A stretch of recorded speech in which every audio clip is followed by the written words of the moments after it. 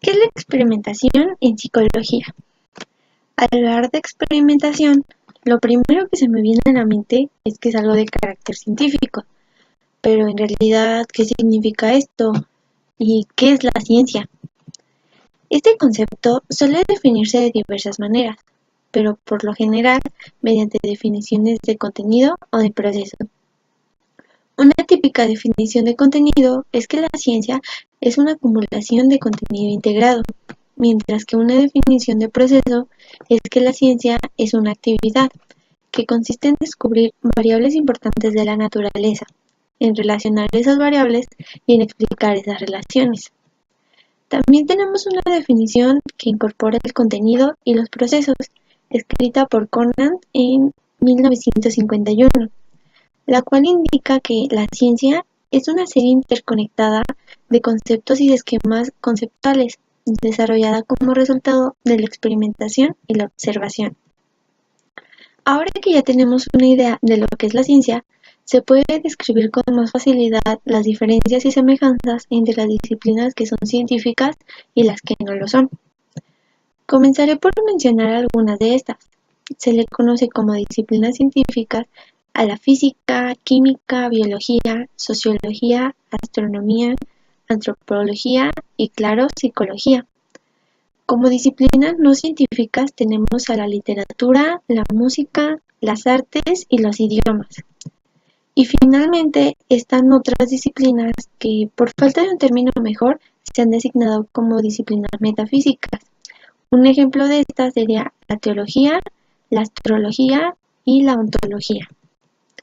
Y bueno, ya entrando en sus características, la característica principal de las disciplinas científicas es que todas ellas emplean el mismo enfoque general para la solución de problemas, al cual se le conoce como el método científico, mientras que en las disciplinas no científicas y metafísicas no se emplea dicho método. Como semejanza, tenemos el tipo de problemas que intentan resolver. Están los problemas solubles y los insolubles. Tanto para lo científico como para lo no científico, se recurre a problemas solubles. ¿Y qué quiere decir esto? Pues que se plantean preguntas a las que se puede dar respuesta, es decir, que tienen solución, mientras que los insolubles se utilizan en la metafísica, pues se plantea una pregunta que en esencia no tiene respuesta. Un ejemplo de estos serían los fenómenos sobrenaturales. Y como última característica, tenemos que en todo lo científico los problemas se abordan empíricamente, o sea que se basan en la observación de los hechos naturales. Y por otro lado, los no científicos y metafísicos se van más por el misticismo, en vez de emplear un enfoque empírico, ya que esto no es posible debido al tipo de preguntas a las que tratan de dar respuesta. Por consiguiente, definimos la ciencia como la aplicación del método científico a problemas solubles. Esta definición incorpora las definiciones de proceso y de contenido de la ciencia, de modo que el estudio de los problemas solubles resulta en un conocimiento sistemático. Teniendo claro todo esto, ya podemos pasar a la investigación científica, la cual se define como investigación crítica, controlada y empírica de fenómenos naturales, guiada por la teoría y la hipótesis acerca de las supuestas relaciones entre dichos fenómenos. Cuando se dice que es controlada, significa que lleva un orden estricto, razón por la cual los investigadores pueden tener confianza a los resultados obtenidos. Y el decir que es empírica se refiere a que, como mencioné antes, puede ser observada, lo cual ayudará al científico a comparar sus ideas subjetivas con la realidad objetiva. Claro que no solo se trata de prestar atención a lo que sucede alrededor y sacar conclusiones a partir de lo observado. Es aquí donde entra la experimentación. Como se sabe, es fundamental al momento de querer comprobar una teoría o hipótesis, haciendo de la experimentación el método de investigación más poderoso. Existen dos tipos de experimentación para la investigación científica, los cuales son el experimento de laboratorio y el experimento de campo.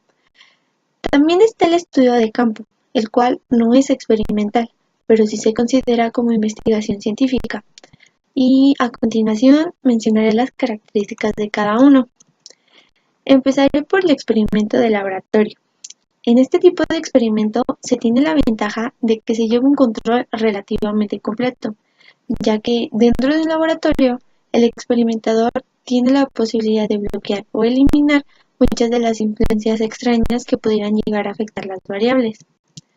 Esto quiere decir que aquellas relaciones se están estudiando bajo condiciones puras y que no se encuentran contaminadas. Si se lleva un correcto orden y control durante todo el proceso, el resultado llega a ser suficientemente confiable como para comprobar o clarificar alguna hipótesis y ayudar a construir sistemas teóricos. Siendo así, la meta de los experimentos de laboratorio, probar las hipótesis derivadas de la teoría, estudiando las interrelaciones precisas de variables y su operación y controlando la varianza bajo condiciones de investigación que no están contaminadas por la operación de variables extrañas. Después tenemos el experimento de campo, el cual es un estudio de investigación dentro de una situación realista, en el cual una o más variables independientes son manipuladas por el experimentador bajo condiciones tan cuidadosamente controladas como lo permita la situación. Y aunque se tiene el poder de la manipulación, se corre el riesgo de que las variables queden contaminadas al no poder controlar el ambiente, puesto que se realizan en una situación natural. Eso sí, entre más realista sea la situación que se investiga, más fuertes serán las variables. Tiene un buen grado de adaptación para el estudio de influencias complejas sociales y psicológicas, pues son procesos y cambios en situaciones similares a la vida real. Con este tipo de experimentación se pueden obtener respuestas a preguntas prácticas. Y claro que todo esto es de mucha ayuda, pero al no llevar el mismo control que un experimento de laboratorio, se tiene como desventaja la falta de precisión, ya que estando estudiando situaciones realistas, siempre existe una gran cantidad de influencias extrañas, de manera que los resultados pueden no llegar a ser tan confiables. Y por último, tenemos los estudios de campo, que son investigaciones científicas no experimentales dirigidas a descubrir las relaciones e interacciones entre variables sociológicas, psicológicas y educativas en estructuras sociales reales. Se considera estudio de campo cualquier estudio científico, grande o pequeño, que busque de manera sistemática las relaciones y las pruebas de hipótesis que no sean experimentales y que se lleven a cabo en situaciones de la vida, como comunidades, escuelas, fábricas, organizaciones, instituciones, etc. El investigador realiza un estudio de campo al observar primero una situación social o institucional y luego estudiar las relaciones entre las actitudes, los valores, percepciones y los comportamientos de los individuos o de los grupos en dicha situación. Lo que quiere decir que el experimentador en ningún momento manipula las variables independientes. Ya que se explicó todo esto, veamos cuáles son las características que determinan a la psicología como una ciencia. Tenemos que la psicología es materialista, objetiva y determinista. Pero, ¿qué quiere decir todo esto? Bueno, lo materialista afirma que solo debemos estudiar los hechos físicos, como las respuestas observables, en lugar de fantasmales ideas o la conciencia de una mente inmaterial. El materialismo también está muy interrelacionado con la objetividad, pues es imposible ser objetivo cuando se intenta estudiar fenómenos que no son observables. Somos objetivos en la ciencia cuando aplicamos el principio de la confiabilidad intersubjetiva. Y en cuanto al determinismo, este es la suposición de que en la naturaleza hay leyes. Si hay leyes, podemos precisar las causas de los hechos que tratamos de estudiar. Y aunque no se tiene ninguna garantía de que todos los hechos sean determinados, se debe suponer que el tema estudiado obedece a una ley si lo que estamos haciendo es tratar de descubrirla. Finalmente, veremos cuáles son los elementos del método científico en psicología, es decir, su diseño experimental. Un experimento en psicología comienza con el planteamiento de un problema. La mejor manera de plantearlo suele ser en forma de pregunta. El único requisito que el problema debe cumplir es que sea soluble, o sea que la pregunta planteada deberá responderse con las herramientas que dispone el psicólogo. El experimentador formula una solución tentativa al problema. A esta solución se le conoce como hipótesis. Puede ser una solución potencial razonada o tan solo una vaga conjetura, pero en ambos casos se trata de una hipótesis empírica, ya que se refiere a fenómenos observables como lo es la conducta. Para poner a prueba la hipótesis se deben recabar datos, pues es un conjunto de datos nuestra única norma. Para recabar los datos se dispone de varias técnicas, pero la experimentación es entre ellas la mejor. Uno de los primeros pasos para recabar información consiste en seleccionar a los participantes cuya conducta será observada. Se deberán asignar los participantes a grupos, de tal modo que sean aproximadamente equivalentes al comienzo del experimento.